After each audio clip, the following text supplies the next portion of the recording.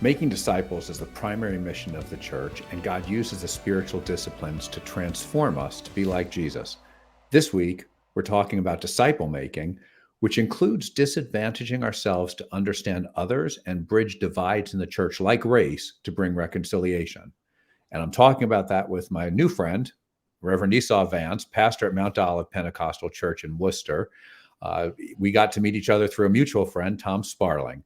And so, Esau, thanks so much for being with us. You're welcome. And so now I was going to start asking you about your story, but the whole episode really is meant to be about your story. So I'm going to skip over that and really just point out that you're a pastor in Worcester now, but you didn't grow up in Worcester. Can you tell us a little about where you grew up and what that was like? Okay. Yeah, I was born and raised in the state of Mississippi. Born in Indianola, Mississippi. My parents later moved to Sunflower, Mississippi, where we moved. They moved to a plantation, and we was raised up on the plantation where we spend most of our lives. And so this is in the Delta, if I remember right. It is Mississippi Delta. Okay, and for folks who may not know Mississippi well, that's the poorest area of the Delta, or of Mississippi, Yes. sorry. And so this would be about, when are we talking about? This is the 50s-ish? Yes, into the 60s. Yeah, starting back in 50. By the way, the Delta is flat land, and either side, to the north towards Memphis or to the south towards Jackson, Mississippi, you get into hilly and some, you may say, mountain area. Okay. But we lived in the flatland Delta. So you're deep in the South in the 50s. So that's the Jim Crow South at that point. And so growing up there, what stands out in your memory about what it was like? There's distinctions being made for sure. And so what stood out for you as you think back to that time? Well, it was deeply segregated, throughout the South. And of course, the part where I lived, my parents lived, fit that description. We grew up as I stated, on a cotton plantation where we would get up early in the morning to go into the fields in the spring to chop cotton, in the fall to pick cotton. Our school year was fit around this plantation, meaning that we would have to go to the cotton fields in the morning before we actually went off to the school about 8:30. And the hours for school in the morning and afternoon was situated so that we would spend more time in the field. So we would get out of the field probably get out of school probably around 2, and we would spend the rest of the day till 6 or 7, whenever it got sort of dark, in the field. And we did this throughout the spring and fall, both for chopping and picking cotton. And so, and what time are you getting out in the field in the morning? When does that start? We call it from CAE, I mean, from the time that you can see to the time you couldn't leave in the afternoon. So I would say 6 o'clock, 5 or 6 o'clock, and you'd probably be out there sometimes 6:30 or 7. Wow. So depending on how dark you got. And how old are you when you're doing this? The average child would be taught how to work in the plantation at about age 6, and you stay there too. And adult, if you remained on the plantation that long with your parents, and sometimes, of course. Sorry, go ahead. No, I said sometimes you would go out and get married and start your own family and remain on a plantation. And so you've used that term plantation a few times. I think a lot of us have the notion that, well, once the Civil War is over and slavery is over, plantations are over, but that's not the case. That was not the case. No, we were sharecroppers. And if you know the nature of sharecropper, it's basically some type of maybe modern slavery. You did not get paid directly on a weekly, monthly basis for the hours that you spend there. You would you would chop the cotton in the spring, and you're disappearing, Charles. Okay, we would chop cotton in the spring. Sometime during the summer, it would get really hot, and you sort of leave because the cotton is growing, then getting ready to harvest in the fall. So we would chop and pick cotton in the fall. And I've read a lot of stories about sharecropping where the way it's working is the plantation owner is renting their land to you, and they're advancing you money for seed and maybe living Okay, expenses yes. and all that stuff, and you have to repay that back out of the harvest. Okay. Uh, that was probably done for, in some cases, in a sort of indirect way or hidden. For instance, the plantation owner that we lived on his plantation, we did not rent the land. We lived on the land. We did not have to pay rent per se. Okay. He would take care of planting the seed, buying the seeds, and also had tractor drivers who would plant the seeds. And we had to chop the cotton and pick it. At the end of the year, sometime November timeframe, if we were all done with the crops, what he would do is they called it settlement, which means at the end of the year, he would meet with my father and say how many bales of cotton we did that year and how much money that earned or came to, that he has the books on. Now, we have no receipts for anything. It was his word for it. And so he would tell my father how much expense that he had to put out for the year for us to grow that crop. And he would tell him what was left as a settlement for us. And whatever he said was what we had to go with. And because you're not allowed to ask, well, let me see the books. I want you to prove that to me. That was not a question you was going to ask. Yeah. And so and because there'd be physical danger to you and your family if you asked that kind of a question. Yeah, and again, it was just something that it was taboo. Yeah. Throughout that plantation system.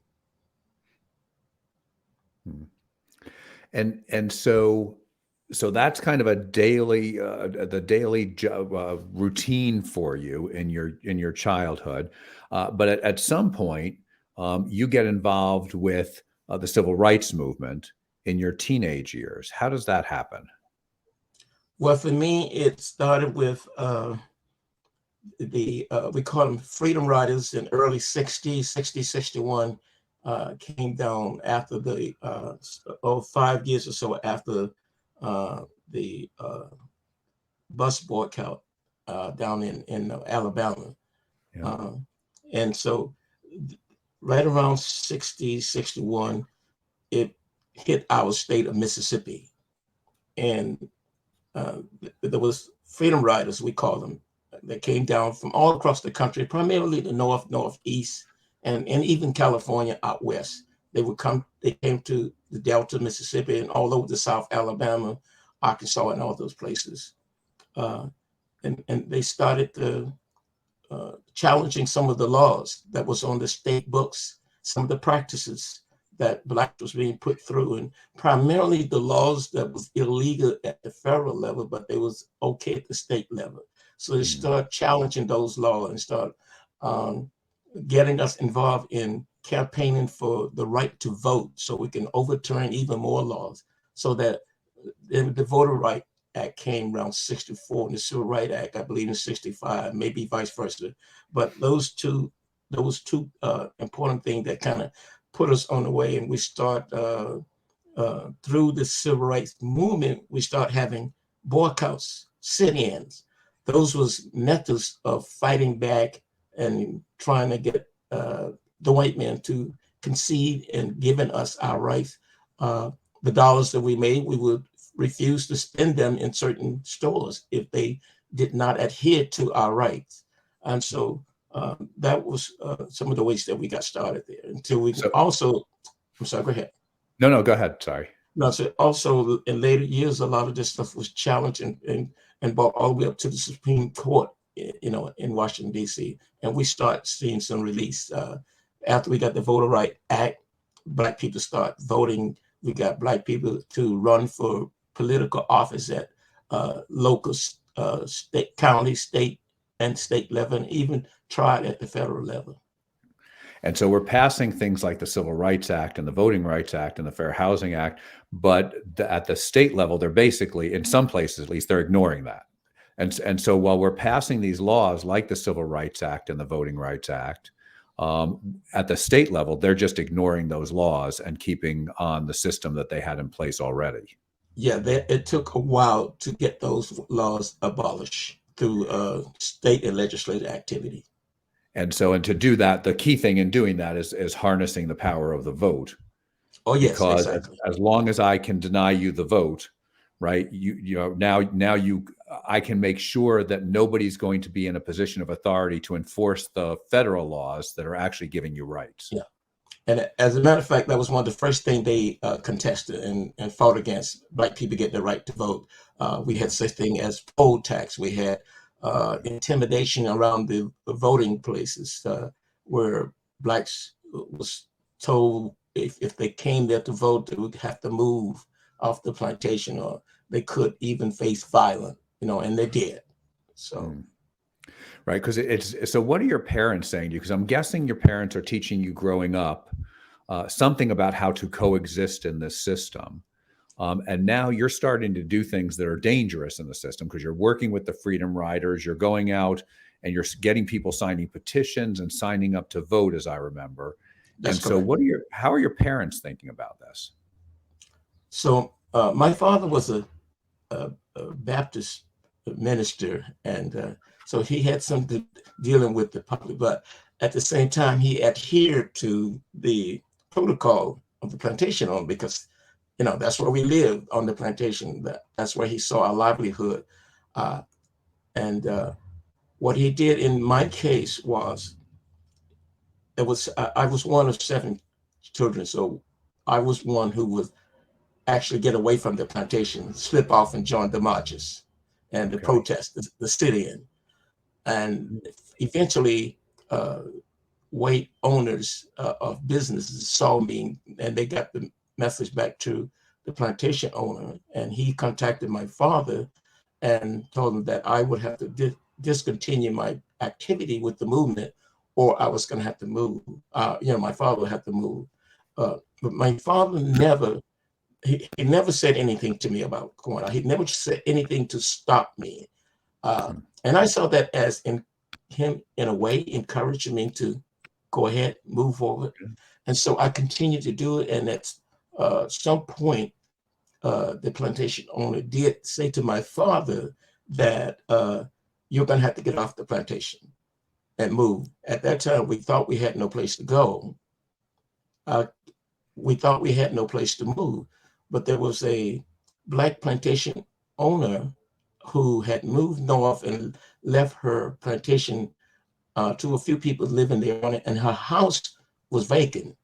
And so my father talked to her about it, and he said, she told him that we could move in that house rent-free, just keep the place up and stay there as long as we want to. And we lived there for years. We was able to live there for years free.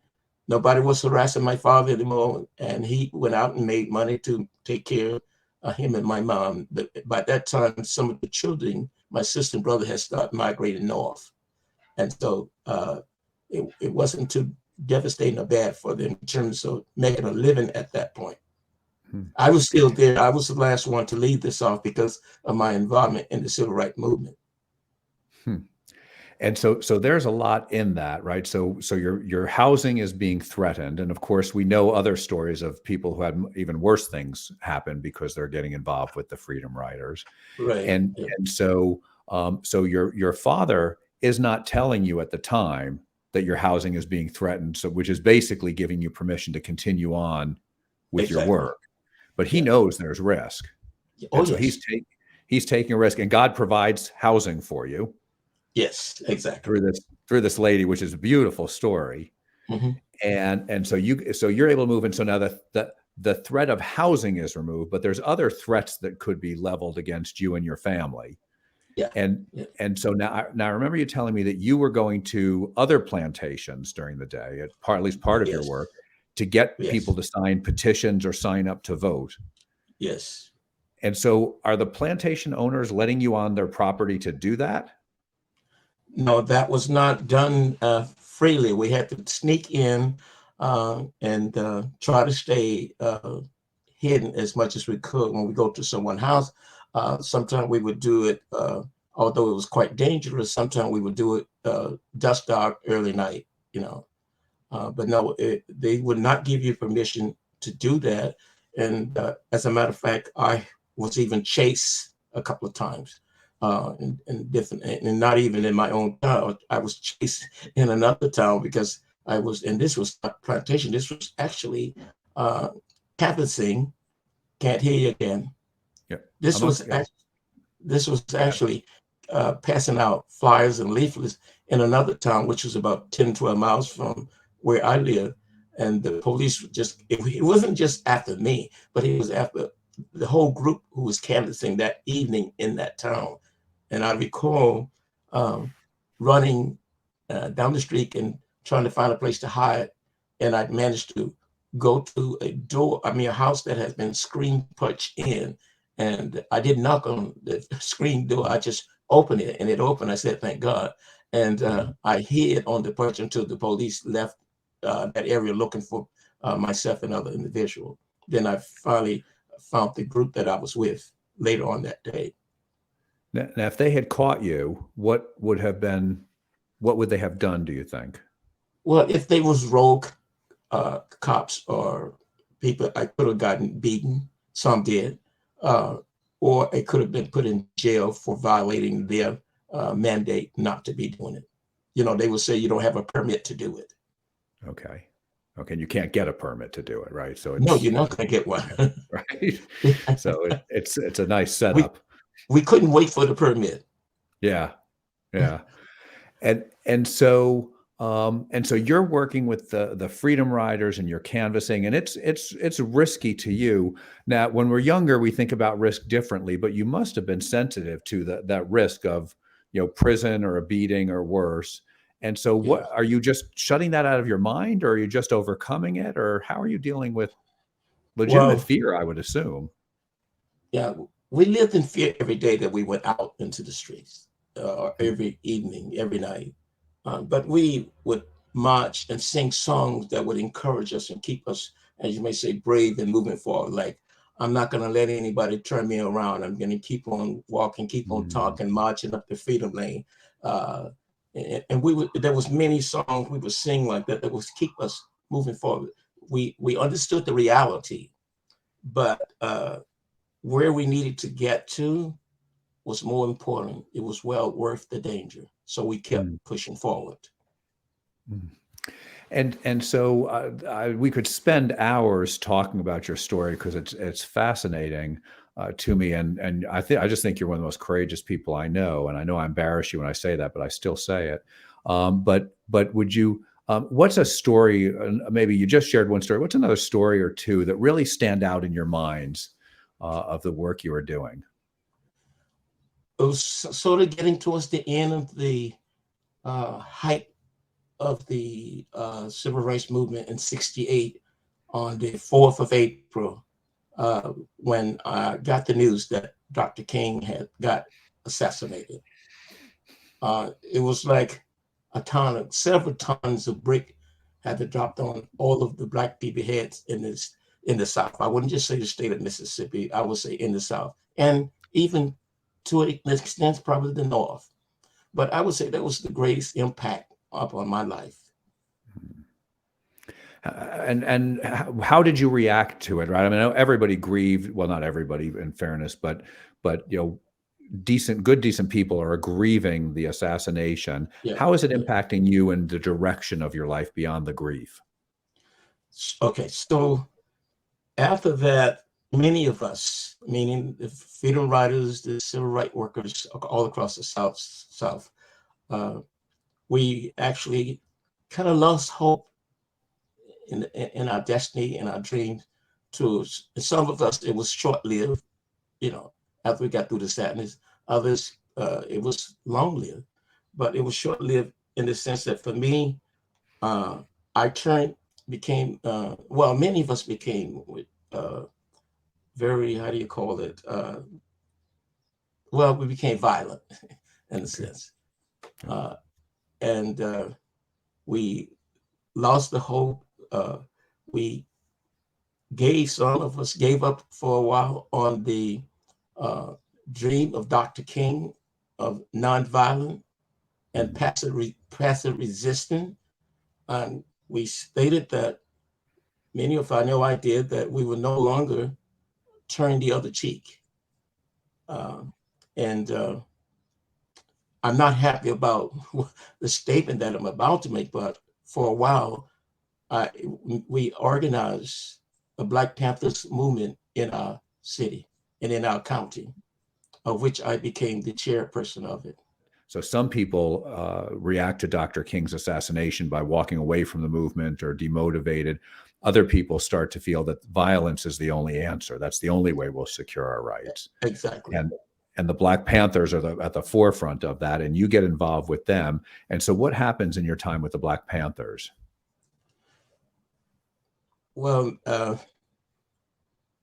actually through our organization and me being the chairperson, we would we put plans together to fight back in a violent way and even to attack the homes of some of those the white that we knew had perpetrated violence upon us. And we would go and scope out their homes and talk about, getting rid of them and their family. And we had in our organization, we had some who had been in the army and stuff, could make bombs and all that. So we had that resource.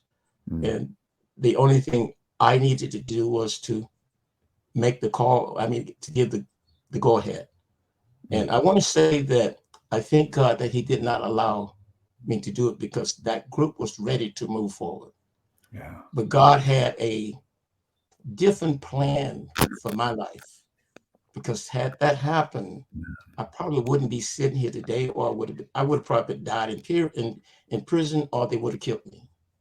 So that did not happen. And I thank God to this day that it did not happen. And so they're looking to you as the leader to make the call to say, okay, let's go after some of these people. And Exactly. You decide, I'm just not doing that. God got in your way in a good way. It was right? God. It wasn't me. It was God. He wouldn't allow me to give the go ahead. That's great. And so then what happens then? So do you leave the Black Panthers?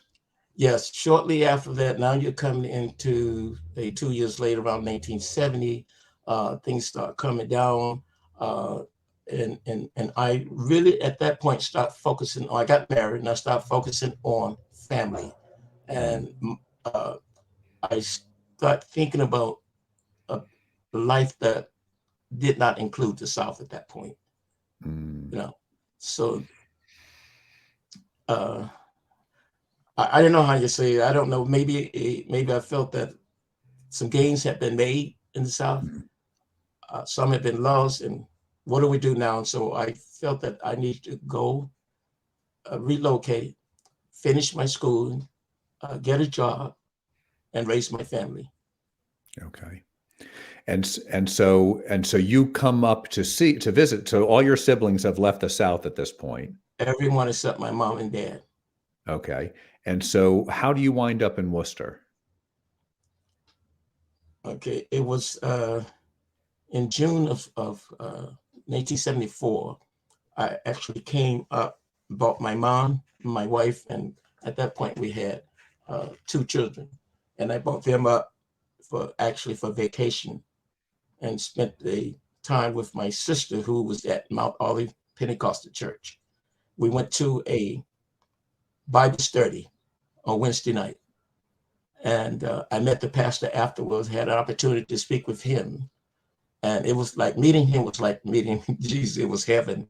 And those people at the church, they're the same today, but they were so warm-hearted and friendly and just all you would want. It was just a different lifestyle and different from the South that I knew. And so I said to the pastor that that was in June. I said, I'll be back in 3 months and I'm going to come up here and give my life to Christ and get saved. And I say, he probably said, sure you will. You know, he didn't say that to me. but in sure enough, 3 months later in September, I was back. I had returned here, and my family and I. And then on a Saturday, we arrived in, well, actually, let me just back up a little bit. On our way back here, I had a car that was, I should never have left the South End. It was, I said it was, we was tell the people at the service station to check the oil. No, fill it with gas, but check the oil. No, fill it with oil, but check the gas. Yeah. You know, because it was just, the car was not worthy to be out there. But anyway, that God brought us up in that car that was used more oil than gas. And we didn't have, I had $75 when I left Mississippi, and that was it, you know. And so we made it to, there was no money for hotels on the road, so we had to sleep in the car all the way. On a Saturday night, I got to New York, where I had a sister. I had a sister living in New York, and we made it to her house. And I had a brother who also lived in New York with her at that time, was coming to Worcester that same night. And I could not drive my car any further. I had to leave it at my sister's house in New York, came to Massachusetts, got a job, went back a few weeks later and got my car. And God just put all this together, made the connection that my brother was coming here the same night that I arrived in New York and had no means to get to Worcester. Yeah. But we got here and I got a job and I got saved on a Sunday morning doing what we call the testimony service at Mount Olive Pentecostal Church. And the rest is somewhat history. We been there ever since 1974, and found everybody there to be warm-hearted, caring people. They're just down-to-earth people. We didn't have to worry about the three-piece suit. We could, we could wear our jeans if that's all we had, and our flannel shirt to church. And anybody who wanted to wear their three-piece suit could wear it. It was okay, you know. And so then I became, 2 years later, after getting saved, I became a deacon. I was ordained a deacon by the pastor 2 years later in 76. A few years later, I think in 89, I became the chairperson of the deacon board. After the senior deacon there died, I became the chairman of the deacon board. And I had another 10 or 15 position in the church. And then in 2011, I became the assistant pastor. Okay. And then when the senior pastor at that time retired in 2012, I was elected as the pastor in 2013 in January. And that's where we are. So this is your 10th year anniversary. Yes, it is. Congratulations. Thank you. January the 5th. Oh, that's wonderful. That's wonderful. It's almost like God had a plan in all of this.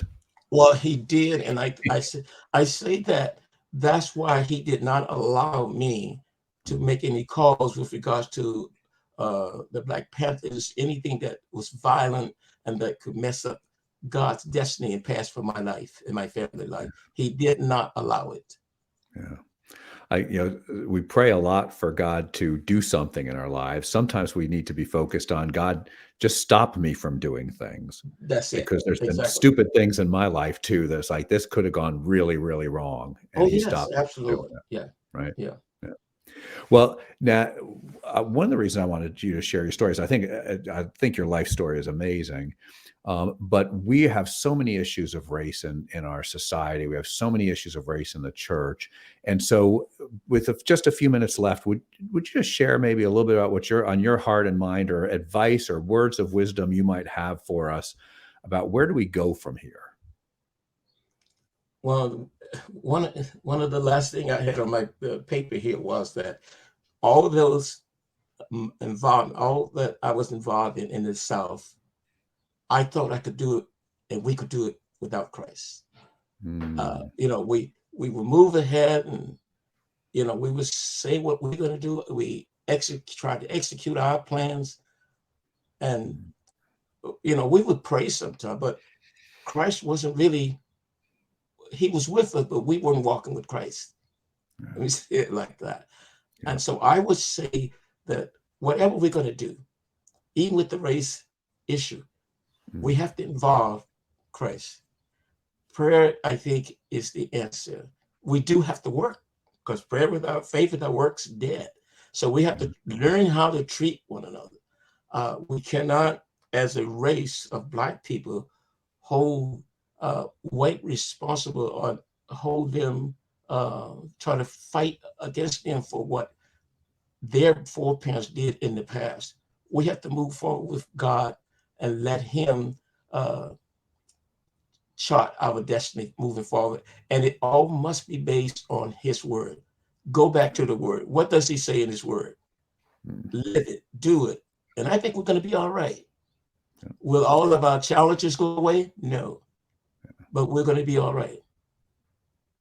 Esau, thank you so much for taking time today. Thank you for your ministry, but thank you for the privilege of letting us look into your life a little bit and share your story and understand you better. I'm really grateful to you, and I'm grateful for your ministry. You're welcome. God bless. Thanks.